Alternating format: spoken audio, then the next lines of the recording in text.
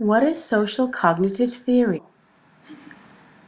Social cognitive theory is a theory based on the perspective that people observe and learn by watching others.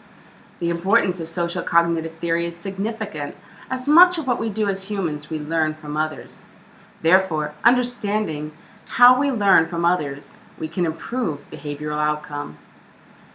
Albert Bandura of Stanford University first formulated social cognitive theory in 1962. He suggested that people learn by observing others. Now, unlike theories such as behaviorism, social cognitive theory asserts that the individuals engage actively rather than passively with both the environment and their own cognitive processes, and that learning is an internal mental process that may or may not be reflected in the learner's behavior. Cognitive processes are seen as influencing motivation, and Omrad points out that those with high efficacy or groups with collective self-efficacy or confidence in their ability to achieve their goals are more motivated than others. There are 5 core concepts associated with social cognitive theory. These are observation and modeling, outcome expectations, self-efficacy, goal setting, and self-regulation. In this analysis, we will define and give examples of social cognitive theory.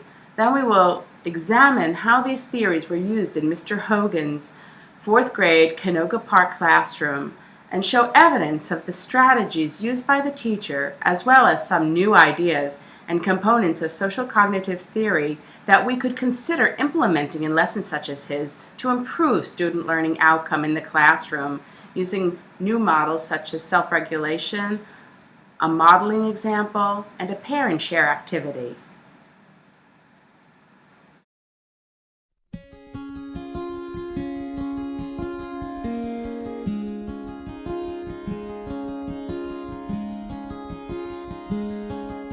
Somewhere, baby, it's part of me, apart from me. It ain't waste to hollow. You did friend, it's on its head, it struck the street. You're in Milwaukee off your feet. And once I knew I was not magnificent.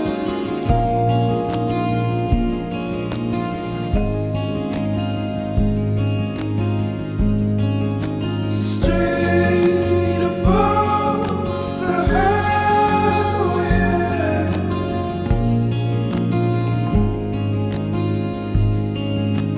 chicken feet can stick with us,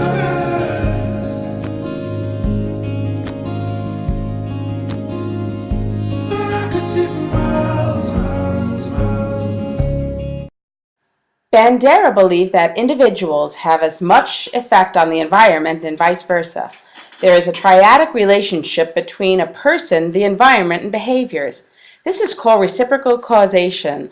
Omrad talks about this constant reaction between a person, environment, and behaviors which affects learning. We are not just reactive, we have the ability to alter the environment and our behavior. Let's look at this reciprocal causation as it pertains to Mr. Hogan's class. In this model regarding the class discussion in Mr. Hogan's class, we'll start with the individual. The individual or student model peers, which is very effective as young people often model behavior they want to emulate from peers. The teacher provides cognitive modeling through explicit instructions and problem-solving strategies and by encouraging student autonomy. Here we see both modeling and self-regulation being used. From the environment, we see all the students listen to each other. They evaluate their own performances. This is an example of self-regulation. As students determine how they will answer the question, they practice individual goal setting. Moving on to behavior, we see as students gain confidence from their participation, as well as positive reinforcement from teacher and peers, a change in behavior might occur. Here we see self-efficacy.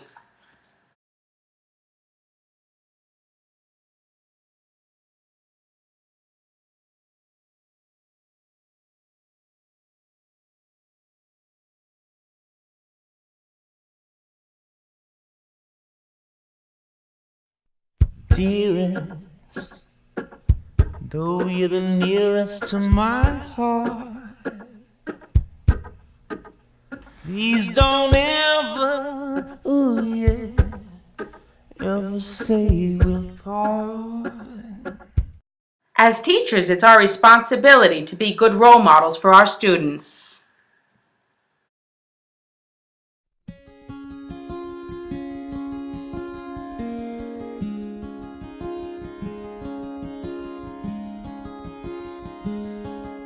Somewhere, baby, it's part of me, apart from me. How modeling affects behavior.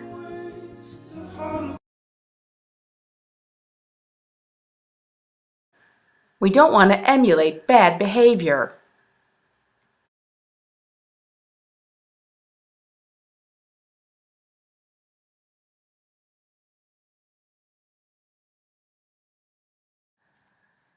After watching someone else do something, the observer follows the new behavior.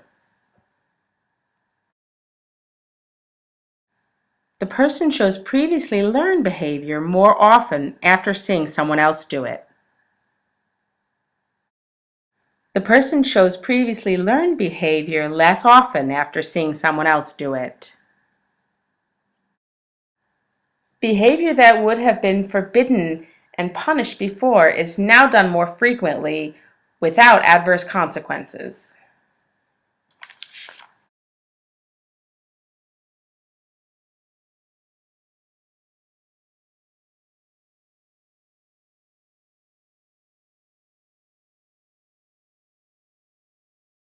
According to Amrad, self-efficacy is the belief that a person is capable of executing certain behaviors or achieving their goals, and it affects a student in the way of the choices of activities they choose, the goals they want to reach, the effort and persistence they put in, and the learning and achievement that happens.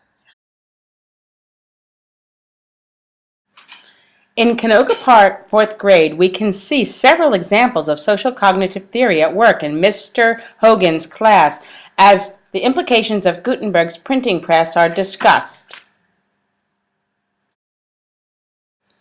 First, Mr. Hogan asks his class to break out into groups of 2 to discuss the question. After a brief time, he brings the class together again and asks one member from each of the 3 groups to present his or her partner's opinion to the class.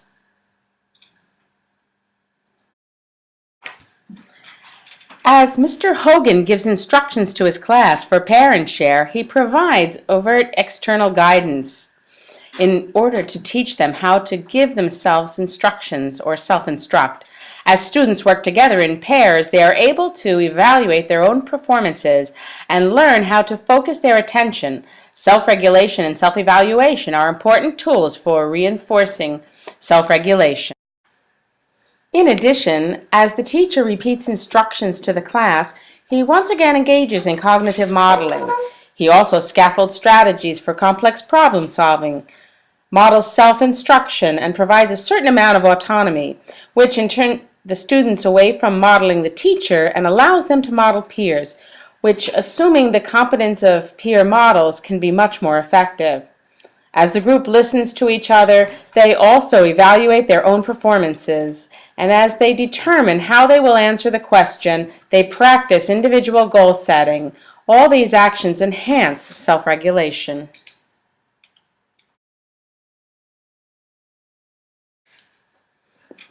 As students work in both small and large groups, they also develop self-efficacy based on perceptions of their own and others' capabilities. More evidence of self-efficacy here as we see that the class is engaged in discussion. Individuals gain confidence from their perceptions of their own and others' capabilities, as well as those from the reinforcement provided when their ideas are consistent with and supported with by other students and the teacher.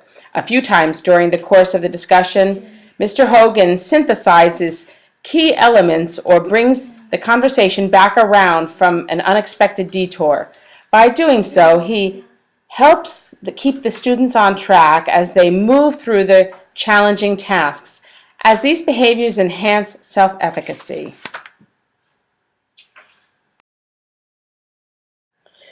This student has observed his partner's behavior and is now imitating it as he relays his partner's opinions to the class. By modeling, he is learning new skills in behavior.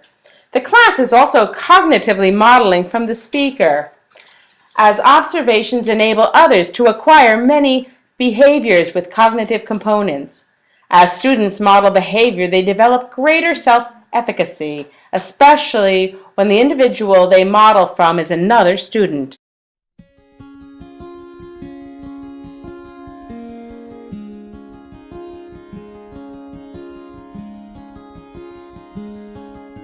Somewhere, baby, it's part of me, apart from me.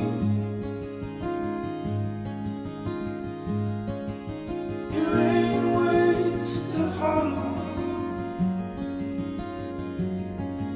You did friend, it's on its head, it struck the street. You're in Milwaukee off your feet.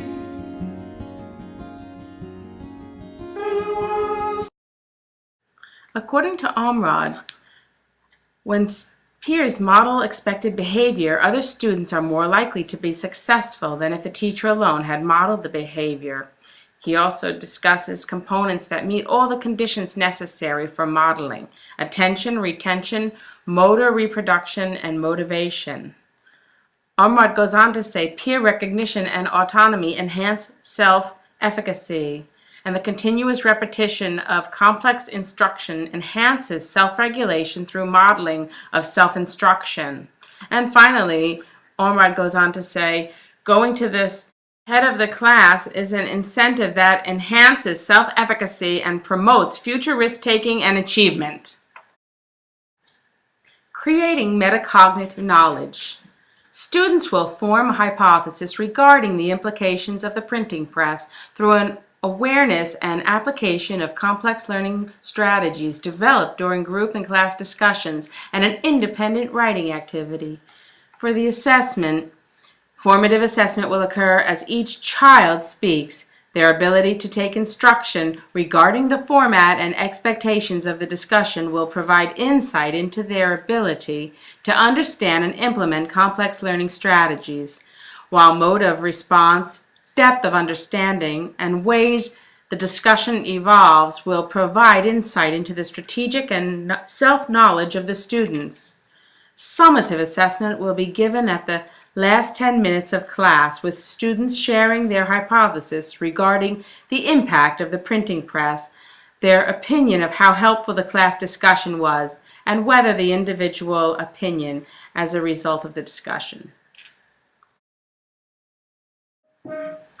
Thank you for listening and watching our presentation. We hope you enjoyed it.